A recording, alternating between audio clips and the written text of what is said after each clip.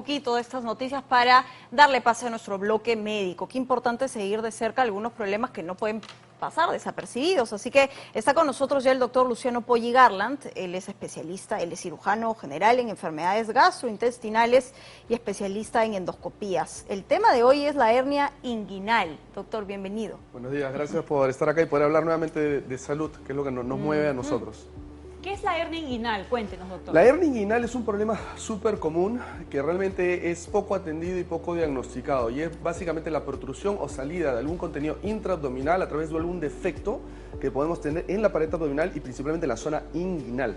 Pasa más o menos en las mujeres en un 4 o 5% y en los hombres en un 20% que vemos, y muchas veces es causa de dolor abdominal bajo, y los pacientes lo que hacen es no acudir en el momento indicado, cuando puede ponerlos en una complicación, incluso como que un intestino se salga y necesita una cirugía de emergencia. Ahora, doctor, ¿que literalmente vemos o que en algunos casos solo podemos sentir, y cómo lo diagnosticamos? Exacto, normalmente la historia clínica, o la historia clínica de los pacientes, que normalmente tienen dolor, hincones justo en la zona inguinal al hacer esfuerzos, al toser, al hacer algún tipo de actividad física. Y además de eso, cuando ya la hernia es grande, se ve un bulto. Y los pacientes muchas veces dicen, cuando hago esfuerzo o toso, siento un bulto que sale y después se mete. Incluso yo veo el bulto y yo mismo me lo meto. Esas son hernias sumamente peligrosas porque unas pueden salir y quedarse atoradas afuera y justamente generar o necesitar una cirugía de emergencia. Justamente ahí estamos viendo cómo se puede ver, ¿no? O cómo se puede sentir una hernia inguinal. Exacto, las hernias pueden pasar en diferentes lugares, ¿no? Y las más comunes justamente son en la zona inguinal.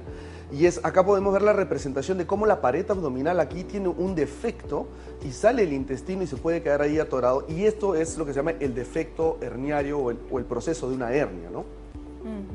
Acá se ve también, ¿no? Sí. Bastante claro.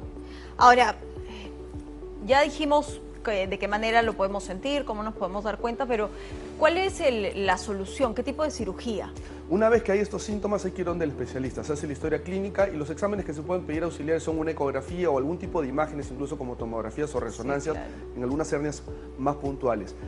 Desafortunadamente, esta es una de estas enfermedades que necesita una cirugía. No hay una manera adecuada de tratarla, y el gran temor a las cirugías justamente hace que los pacientes dilaten a atenderse, y justamente más bien lo que empiezan a hacer es evitar todas las actividades que les generan síntomas. Entonces los pacientes dejan hacer esfuerzos, dejan hacer deporte, justamente eso trae un peor estilo de vida, aumentar de peso y la hernia cada vez peor, ¿no? Y en el peor de los casos, ¿qué puede pasar con una hernia? Que el intestino salga, se quede atorado y el intestino se muera, porque al estar distendido fuera no le llega buena circulación y eso puede hacer que el intestino se muera y se perfore. Y eso es una cirugía de emergencia que puede poner incluso la vida en riesgo del paciente. Por eso es tan importante, si es que uno tiene un dolor en una zona que se produce y se reproduce de manera fácil, entendible, o tiene el bulto, tiene que ir a ver a un especialista y lo más probable es que necesite una cirugía. Las cirugías hoy en día son sumamente rápidas, de recuperación corta, que hace que los pacientes puedan regresar a trabajar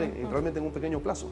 Ahora, doctor, qué importante es hacerse la cirugía, porque hay quienes seguro apostarán por, y se me está ocurriendo, porque hay cada cosa, pañito de agua caliente, me pongo una faja, me hago, entonces un masajito, ¿no? Y va a pasar, y lo que va a pasar es que esto en algún momento pasa. Fajas, ropas interiores ajustadas, algunos se ponen hasta monedas. ¿Monedas? Yo he visto pacientes que se han puesto hasta medias para tratar de hacer presión en esa zona, que realmente no tiene mucho sentido, ¿no? O sea, todo paciente que tiene una hernia debe de operarse si tiene un riesgo quirúrgico y una edad aceptable. Obviamente, si tienes un paciente de 85 años que está postrado en una silla de ruedas y tiene una pequeña hernia que ni siquiera le duele o le molesta y es un hallazgo incidental, obviamente ese paciente no necesita una cirugía. Pero justamente la idea de estas cirugías es que el paciente recupere su calidad de vida y no tenga estas limitaciones para que a futuro la hernia no sea más grande o le traiga otro tipo de complicaciones, ¿no? ¿Y cómo son estas operaciones? Ya para que la gente le vaya quitando el miedo, ¿no? Justamente. La cirugía es una cirugía laparoscópica, son tres pequeñas incisiones. Antes se hacía esto de manera abierta, pero la cirugía laparoscópica, estas tres pequeñas incisiones,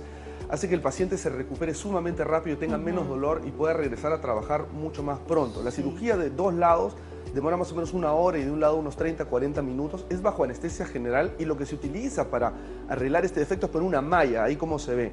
Para hacer una analogía muy simple, la hernia, que es el hueco que está hacia adentro, va a ser parchado por la malla prácticamente como si cuando parchamos una llanta. Sí. Por eso este parche, famoso parche Tip Top, es básicamente lo mismo. ¿Y por qué se usa una malla? Porque las estructuras del paciente están debilitadas. Y lo que se trató obviamente por muchas décadas y siglos era poner puntos, pero la tensión en esos espacios hace que los puntos fracasen y se abran. Por eso es que la malla se fusiona con el organismo y protege que ningún órgano intraabdominal pueda salir a través de ese defecto.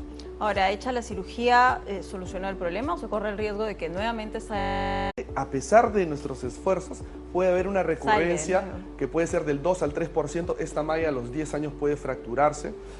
Son casos extremadamente raros. Usualmente una cirugía bien hecha, decimos que el reparo es de por vida, ¿no?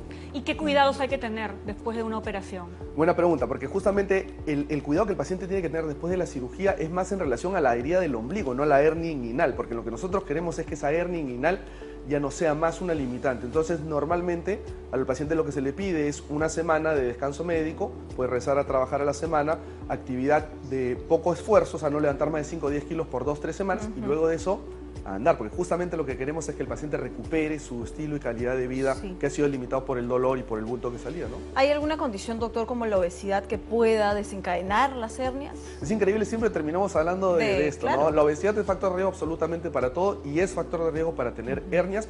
Incluso muchas veces los pacientes que tienen obesidad, al tener un panículo adiposo más grande, ni siquiera notan el bulto. Vienen al médico y el médico, yo los examino y encuentro el bulto, pero ellos no lo notan por tener obviamente más grasa. Obesidad, pacientes que son tosedores crónicos, enfermedades pulmonares, eso va de la mano con el tabaquismo, que obviamente fumar es lo peor para cualquier tipo de cicatrización o para cualquier, básicamente, proceso quirúrgico. Hablamos de mujeres que han estado embarazadas, que el abdomen se ha distendido. Hablamos de pacientes que tengan, por alguna razón, un aumento en la presión intraabdominal, pacientes que a veces están en diálisis peritoneal. Y fuera de eso de ahí, bueno, existen de hecho algunos problemas del colágeno que pueden predisponer a los pacientes a, por supuesto, tener más debilidades ahí, ¿no? Ahora, hay una situación en donde esto sea congénito, porque a veces se habla de que bebés nacen también con este problema. Por supuesto, justamente, y esto se ve un poco más en los hombres, en la parte inguinal, porque si recordamos, bueno, en el desarrollo embriológico, los testículos que están en el abdomen bajan a través del canal inguinal y justamente nosotros tenemos vasos sanguíneos que van a ir de esta zona hacia los testículos para irrigarlos, que vienen de nuestras arterias grandes o la aorta.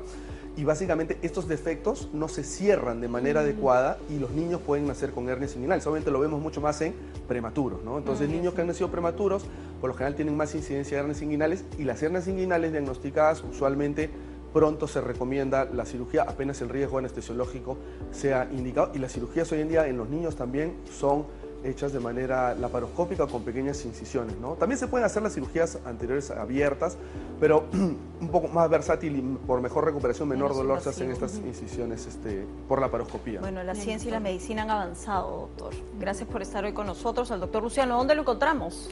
Bueno, los números están en pantalla, me pueden encontrar a través de las redes sociales como doctor Luciano Poggi, ya sea en Facebook o en Instagram.